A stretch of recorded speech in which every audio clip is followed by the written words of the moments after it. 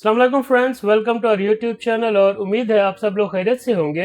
आज की इस वीडियो में मैं आपके कमेंट्स के आपके सवालों के जवाब दूंगा ताकि हम सब के नॉलेज में, हम सब की इन्फॉर्मेशन में इजाफा हो। तो देखते हैं आज का पहला कमेंट। ये कमेंट किया है, इनका आईडी है गीकी स्किल और वो लिखते हैं कि सर विजिट वीज़ा पर पाकिस्तान से खर्चा तो कम आता है, टोटल 5 लाख तक, 20-25 लाख किस तरह से विदाउट बैंक स्टेटमेंट। मैं आपको विजिट वीज़े के ना मोटे मोटे खर्चे बता देता हूँ।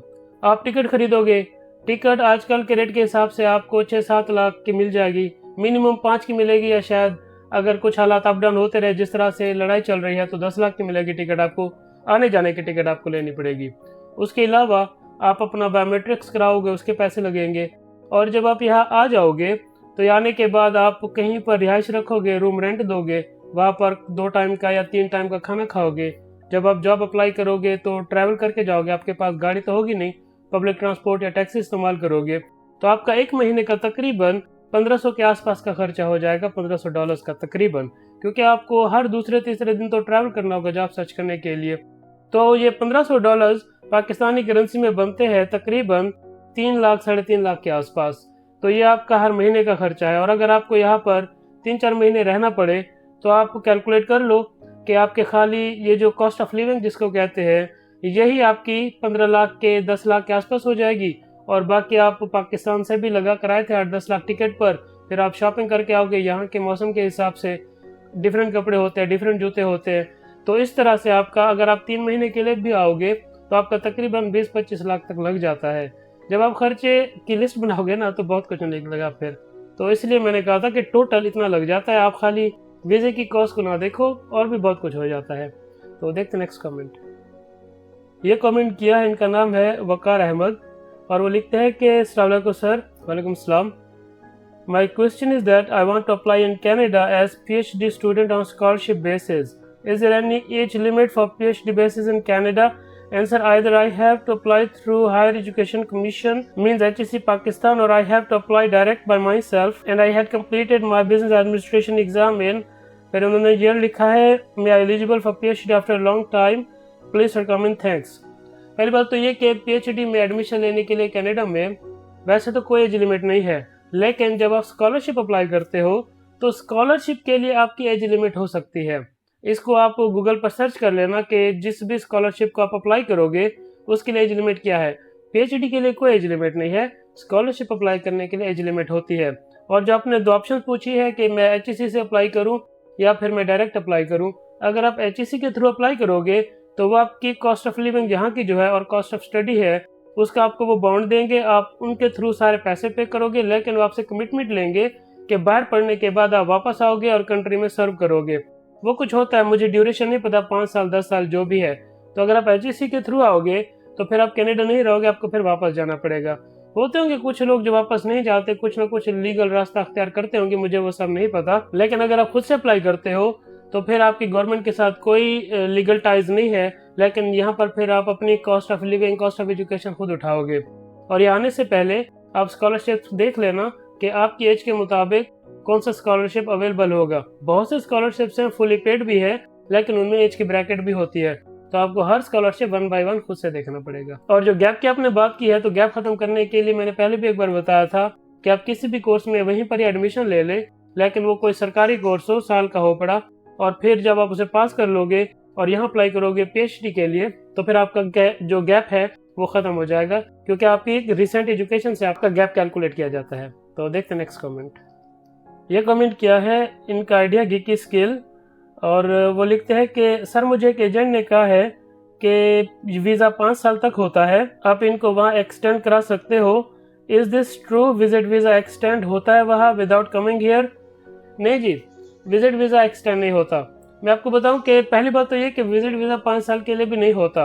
विजिट वीज़ा आपको कितने ड्यूरेशन का मिलेगा, वो जो स्टिकर आपके पासपोर्ट पर लगता है वो कितने ड्यूरेशन का लगेगा, ये डिसाइड करेगा वीज़ा ऑफिसर। और कभी कभी या मोस्टली आप कह लो, वीज़ा ऑफिसर पासपोर्ट की जितनी एक्सपायरी बची होती है उतना स्टिकर देते हैं। अगर आपके पासपोर्ट पर 7 साल बचे हैं तो आपको 7 साल का स्टिकर मिल जाएगा, 5 साल फिक्स नहीं है।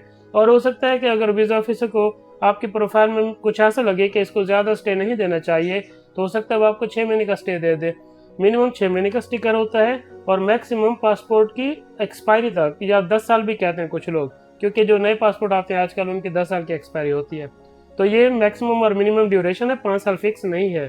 और विजिट वीज़ा आने के बाद जब आप 6 महीने पूरे कर लोगे तो एक्सटेंड नहीं होता स्टे, आपको जाना पड़ेगा और फिर आप आओगे। और जब भी आप एंट्री लोगे कनाडा में तो जो इमिग्रेशन ऑफिसर है वो डिसाइड करेगा कि आपको कितने दिन का स्टे देना है। तो चीज़ें इतनी सीधी सीधी नहीं है, कॉम्प्लिकेटेड होती है, एजेंट आपको ये चीज़ें नहीं बताते। तो भले ही आपके पासपोर्ट पर 5 साल का या 10 साल का वीज़ा स्टिकर लगा हो, लेकिन कैनेडियन एयरपोर्ट पर इमिग्रेशन ऑफिसर डिसाइड करेगा कि आपको कितने दिन के लिए अंदर आने देना है। अगर वो 2 हफ्ते लिख देगा तो आप 2 हफ्ते रहोगे, 6 महीने नहीं रहोगे। जैसे 2 हफ्ते से टाइम ऊपर जाएगा आपका स्टे इलीगल हो जाएगा, भले ही उसके ऊपर वीज़ा स्टिकर 5 साल का लगा हो। तो आपने इन बातों का ख्याल करना है। तो देखते हैं नेक्स्ट कमेंट। इनका नाम है वकार अहमद और वो लिखते हैं कि अस्सलाम वालेकुम सर। वालेकुम सलाम। If anybody wants to start a small business in Canada means in less money, can anybody start? And sir, for that business on small scale, how much money is required to open that business? Thanks. ऐसा है कि पहले 2026 से पहले एक visa होता था, उसे कहते थे स्टार्टअप वीज़ा। वो कनाडा में बिजनेस करने का आसान तरीन तरीका था, कनाडा के हवाले से कह रहा हूँ। तो स्टार्टअप वीज़े में आपको और आपकी पूरी फैमिली को वीज़े मिलते थे और उसके लिए जो इन्वेस्टमेंट थी वो थी $2 लाख की। आप यहाँ $2 लाख लेकर आओगे, कोई बिजनेस करोगे, एक सर्टेन पीरियड तक उस बिजनेस को चलाओगे, कैनेडियन लोगों को जॉब भी दोगे और फिर आप 1 साल बाद 2 साल बाद पीआर अप्लाई करके पक्के हो जाओगे। स्टार्टअप वीज़ा 2026 से बंद हो चुका है, आई थिंक जनवरी में बंद हुआ है शायद 2026 में। अब जो रेगुलर बिजनेस वाला प्रोसेस है उसमें आपकी कम से कम इन्वेस्टमेंट है $5 लाख की। $5 लाख आप समझ लो पाकिस्तानी करेंसी में 10-11 करोड़। ये स्टार्ट है और भी इसमें काफ़ी चीज़ें आती है, लेकिन ये स्टार्टिंग इन्वेस्टमेंट है कि अगर आप इस वक्त कनाडा में एज अ बिजनेसमैन आना चाहते हो। तो वो जो आपका स्मॉल बिजनेस वाला आइडिया है ना, वो 2025 के एंड में क्लोज कर दिया कनाडा ने। पॉज्ड है, प्रोग्राम खत्म नहीं हुआ, हो सकता है बाद में इन फ्यूचर में खुल जाए, लेकिन अभी के लिए वो प्रोग्राम पॉज है। तो देखते नेक्स्ट कमेंट। ये कमेंट किया है, इनका नाम है आलिया अहमद और वो लिखती है कि ये बड़ा सारा कमेंट है, मैं ये पढ़ के आपको डायरेक्टली इसका आंसर दे देता हूँ। इस कमेंट में उन्होंने लिखा है कि सीवी के अंदर उन्होंने रिसर्च की है। और पहली बात तो ये कि मैं आपको अप्रिशिएट करना चाहूँगा कि आपने रिसर्च की, मुझे रिसर्च करने वाले लोग बहुत अच्छे लगते हैं। कनाडा आने के लिए कनाडा की इन्फॉर्मेशन होना बहुत ज़रूरी है। तो इन्होंने रिसर्च कर इनको पता चला कि कनाडा में जब आप जॉब अप्लाई करते हो तो आपको अपनी सीवी पर नॉक कोड नहीं लिखना होता। और इसकी रीज़न ये लिखी इनको मिली है रिसर्च में कि क्योंकि नॉक कोड का ताल्लुक इमिग्रेशन से है, जॉब से नहीं है, तो इसलिए आपको नॉक कोड सीवी में नहीं लिखना होता। और लास्ट में इन्होंने लिखा कि सीवी का पार्ट 3 के बारे में बताएं। तो आपकी इन्फॉर्मेशन बिल्कुल सही है।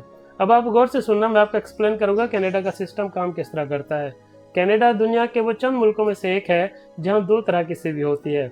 एक वो सीवी होती है जो कनाडा से बाहर रहने वाले लोग यहाँ जॉब के लिए अप्लाई करते हैं, और एक वो सीवी होती है जो यहाँ रहने वाले लोग, मेरी तरह जो यहाँ रहते हैं, वो लोग यहाँ पर जॉब अप्लाई करते हैं। आपकी रिसर्च हमारे लोगों के बारे में हो गई है।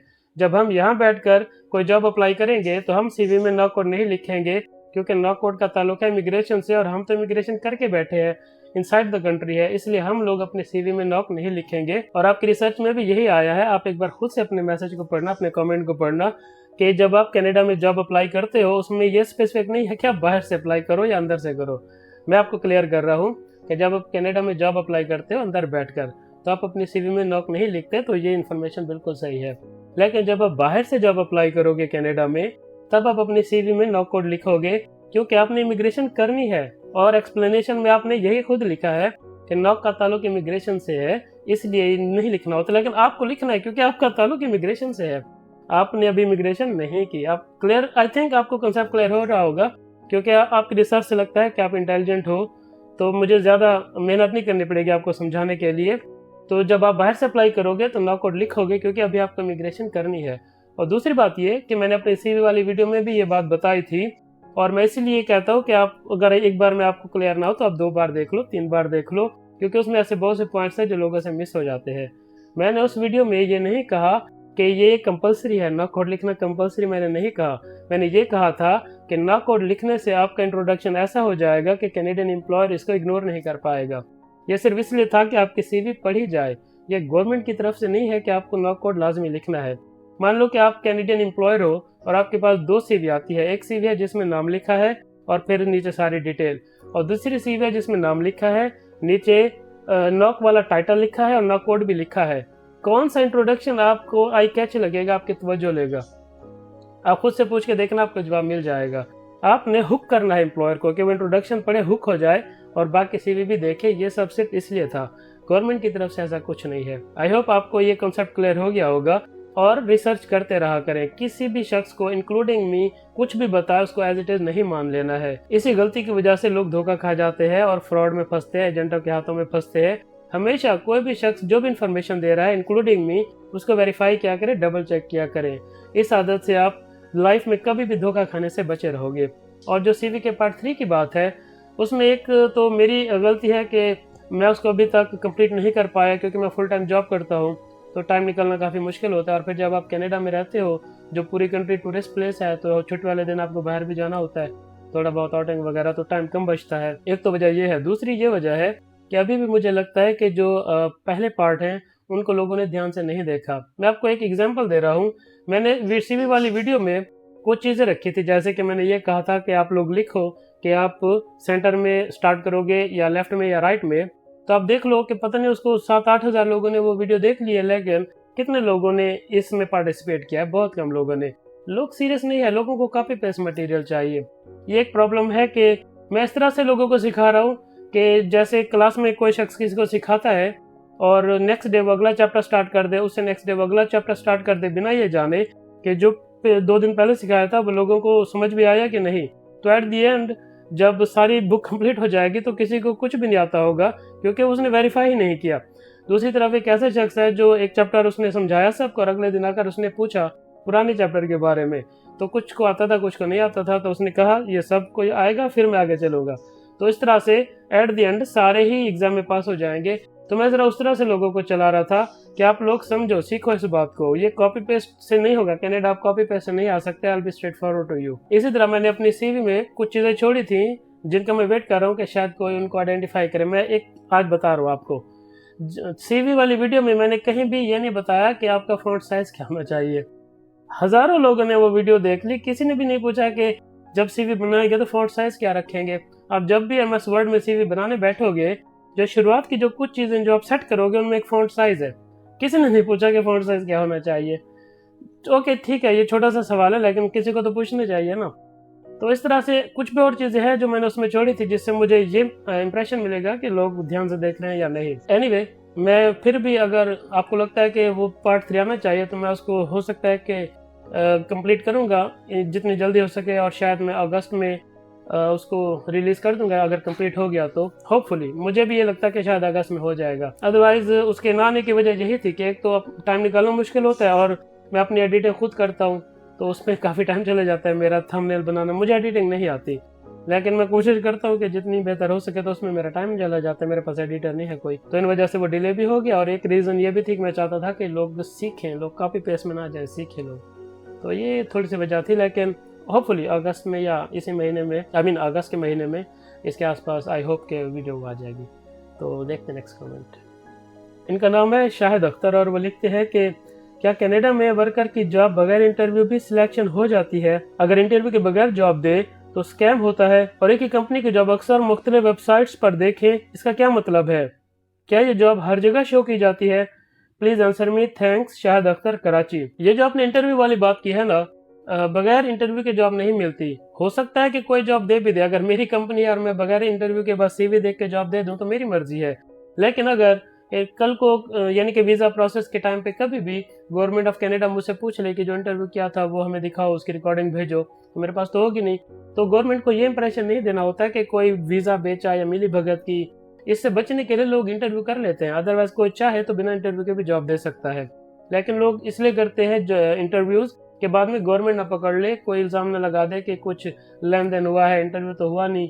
क्योंकि इंटरव्यू भी आपको फिर 3-4 लोगों के करने पड़ते हैं, फिर उसमें से एक सिलेक्ट होता है, तो ये सारी चीज़ें रिकॉर्ड का हिस्सा बनती है, तो उन्हें रखना पड़ता है। कनाडा में थोड़ा डिफरेंट तरीका है, तो इसलिए इंटरव्यू 99.9% कंपनीज इंटरव्यू करती है।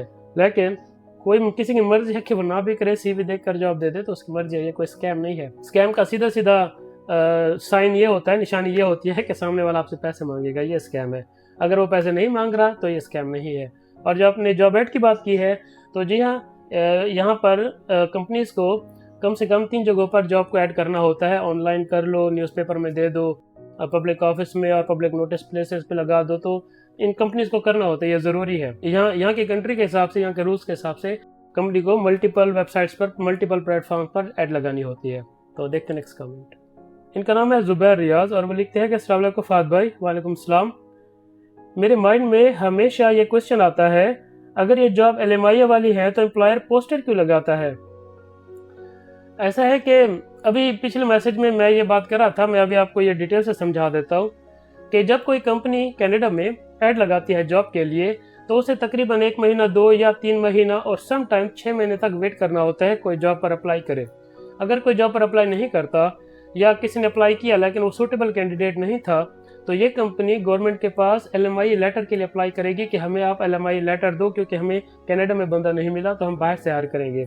तो जो गवर्नमेंट है वो इनसे कहेगी कि आप हमें प्रूफ दो कि आपने कम से कम 3 जगहों पर ये ऐड लगाई थी।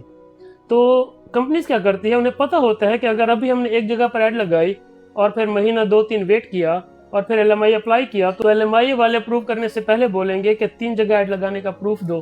तो कंपनी शुरू में ही उसे कम से कम 3 जगहों पर लगा देती है, इस उम्मीद पर कि अगर कोई बंदा मिल गया तो ठीक है, और अगर नहीं मिला तो फिर इसी को एज अ प्रूफ यूज करके हम LMIA लेंगे, ताकि डबल टाइम वेस्ट ना हो कि पहले सिंगल ऐड पे टाइम वेस्ट हुआ, फिर 3 जगह लगाने का टाइम वेस्ट किया, उसके बाद LMIA अप्लाई किया। तो शुरू में ही कंपनीज इसको 3 जगह पर लगा देती है। और वो 3 जगह कौन सी है? Number 1 job bank, number 2 newspaper, जो लोकल न्यूज़पेपर होता है, और number 3 public office. Public office वही जगह है जहाँ पर मैं जाकर ऐड देकर वीडियो बनाता हूँ, तो इनको ये पब्लिक ऑफिस में लगानी होती है। और हर इलाके का जो पब्लिक ऑफिस है, उस इलाके के जो पब्लिक प्लेसेस होती है जहाँ पर लोग ज़्यादा गुजरते हैं या जहाँ पर लोग ज़्यादा जमा होते हैं, वहाँ पर जो नोटिस बोर्ड्स लगे होते हैं, या ना भी हो लोग वैसे नोटिस बोर्ड बना देते हैं, तो वहाँ पर भी पब्लिक ऑफिस वाले इसकी ऐड की कॉपी करा करा के लगा देते हैं जगह जगह पर।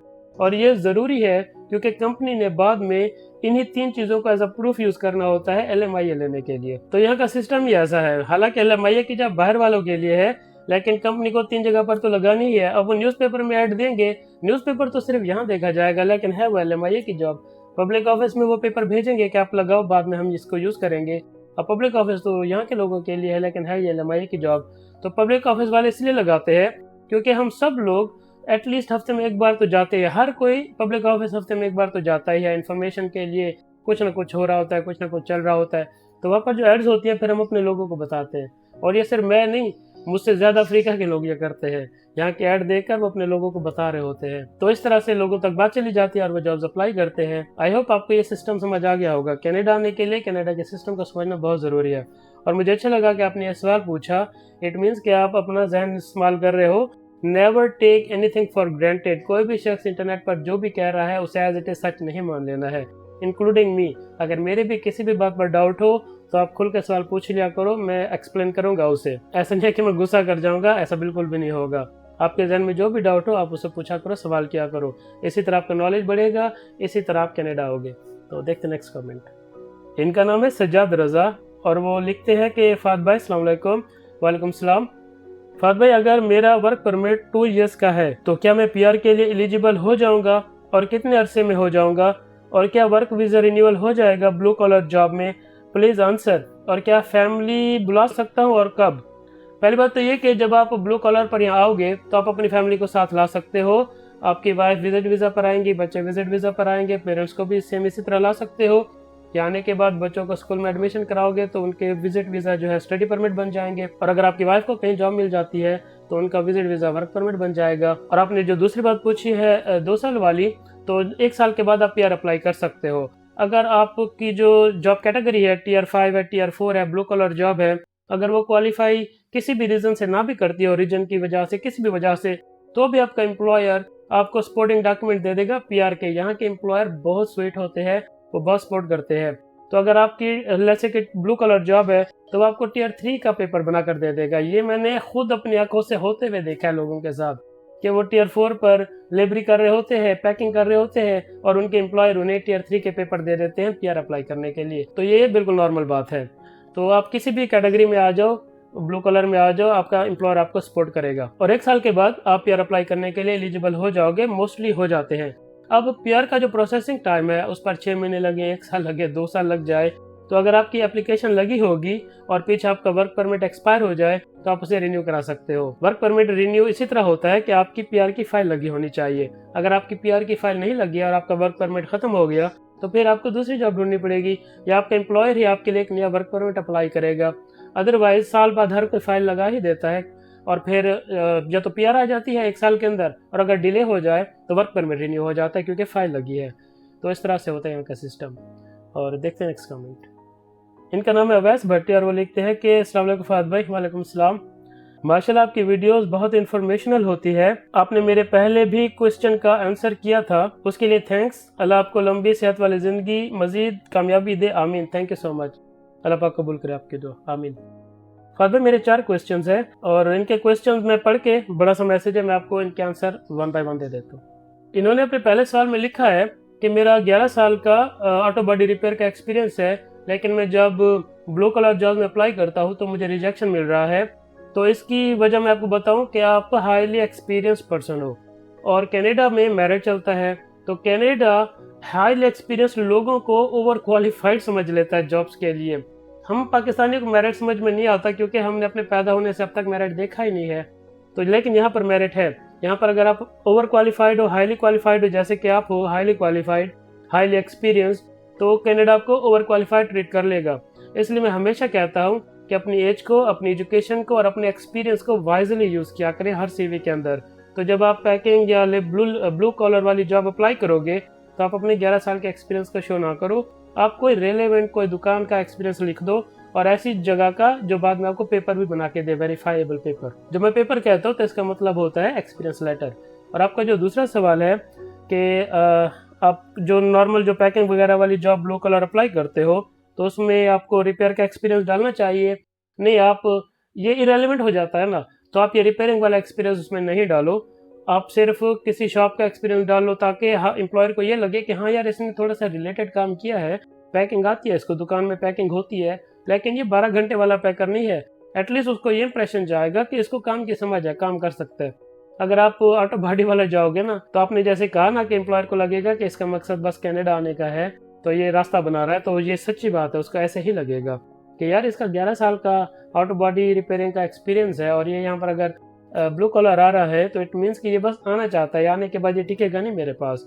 इतना एक्सपीरियंस वाला आदमी, इतना ज़्यादा एक्सपीरियंस वाला आदमी क्यों टिकेगा भला? और वो भी ऐसी कंट्री में जहाँ पर ऑटो बॉडी वाला मतलब 25, 30, 35 डॉलर पर आवर लेता हो, तो वो 16, 17 डॉलर पर आवर वाली आधी सैलरी वाली जॉब तो नहीं करेगा ना। तो एम्प्लॉयर को इस बात की समझ है और मेरे ख्याल से आपको इसी डाउट की वजह से अब तक जॉब नहीं मिल रही थी, क्योंकि एम्प्लॉयर को लगता था कि आप बस आने के लिए, ये कनाडा आने के लिए ये ट्राई मार रहे हो, अदरवाइज आपका एक्सपीरियंस तो कुछ और है। तो जब आप ब्लू कलर जब अप्लाई करो तो आप ये ऑटो बॉडी वाला एक्सपीरियंस उसमें ना लिखो, किसी नोन का, किसी शॉप का आप लिख दो जहाँ पर ये सारे काम होते हैं ना, पैकिंग वगैरह वाले। पाकिस्तान में तो हो जाता है, जानते भी हैं लोग एक दूसरे को। और जो आपका तीसरा सवाल है कि स्किल सेक्शन में मुझे अपनी प्रेजेंट जॉब की स्किल्स भी लिखनी चाहिए। जब आप टेक्निकल जॉब पर अप्लाई करोगे तो उसमें आप अपना ऑटो बॉडी रिपेयर का एक्सपीरियंस भी लिखोगे और उसकी पूरी डिटेल भी लिखोगे कि आप क्या क्या करते थे। और जब आप ये डिटेल लिख रहे होगे तो अगर आप ऑटो बॉडी की जॉब अप्लाई कर रहे हो तो उस कंपनी की डिटेल चेक कर लेना कि वो किस किस तरह का काम करती है, फिर उसके मुताबिक डिटेल लिखना, ताकि एम्प्लॉयर को लगे कि हाँ यार ये इसका काम हमारी तरह का ही है, तो ये आने के बाद इसको सिखाने पर टाइम ज़ाया नहीं करना पड़ेगा।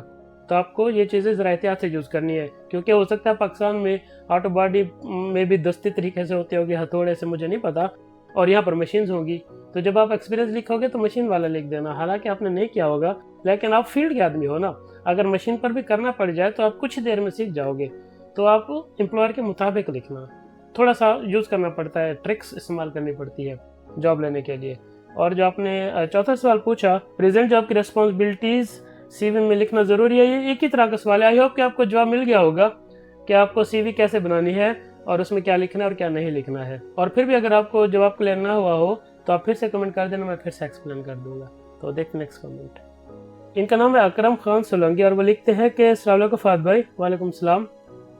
मेरा एक सवाल है कि मैं कनाडा विजिट वीज़े पर आता हूँ और इमिग्रेशन ऑफिसर एयरपोर्ट के ऊपर मुझे 15 या 20 दिन का विजिट वीज़ा ग्रांट करता है, तो तब भी सूरत में मैं 6 माह कनाडा के अंदर लीगली रह सकता हूँ या नहीं? नहीं जी, अगर आपको वो 15-20 दिन का स्टे लगा देगा आपके पासपोर्ट पर तो आप 6 महीने कनाडा में नहीं रह सकते, लेकिन हाँ आप इसको एक्सटेंड करा सकते हो। एक्सटेंड का तरीका ये होता है कि आपकी $100 की फ़ीस लगेगी आप एक्सटेंड वाला फॉर्म फिल करके सबमिट करोगे और आप उसके साथ अपनी बैंक स्टेटमेंट भी लगाओगे, ताकि जितने दिन आप एक्सटेंड कर रहे हो आप उतने दिनों के पैसे उनको शो करा सको। अगर आपके पास अच्छी बैंक स्टेटमेंट होगी तो विद इन कंट्री ही आपका ये जो विजिट है एक्सटेंड हो जाएगा, लेकिन आप इसको मैक्सिमम 6 महीने तक ले जा सकते हो। और अगर आपने ये एक्सटेंड वाला काम किए बगैर 20 दिन से ऊपर निकाल दिए, भले ही स्टिकर वैलिड होगा, लेकिन जैसे 20 दिन से ऊपर जाओगे तो आपका स्टे इलीगल हो जाएगा। तो देखते नेक्स्ट कमेंट। इसके अलावा ऐसे बहुत से कमेंट्स हैं जिसमें आप लोगों ने मुझे दुआएं दी है, वेल विशेस दी। आपकी दुआओं का, आपकी वेल विशेस का बहुत शुक्रिया। और अगर किसी का कमेंट, इंपॉर्टेंट कमेंट मिस हो गया तो I'm रियली सॉरी। आप फिर से कमेंट करना, मैं कोशिश करूंगा कि नेक्स्ट वीडियो में उनको इंक्लूड कर लूं। आई होप आपको ये वीडियो अच्छी लगी होगी, इन्फॉर्मेटिव लगी होगी। काइंडली वीडियो को लाइक और चैनल को सब्सक्राइब कर ले। मिलते हैं फिर एक नई इन्फॉर्मेटिव वीडियो में। Thank you so much.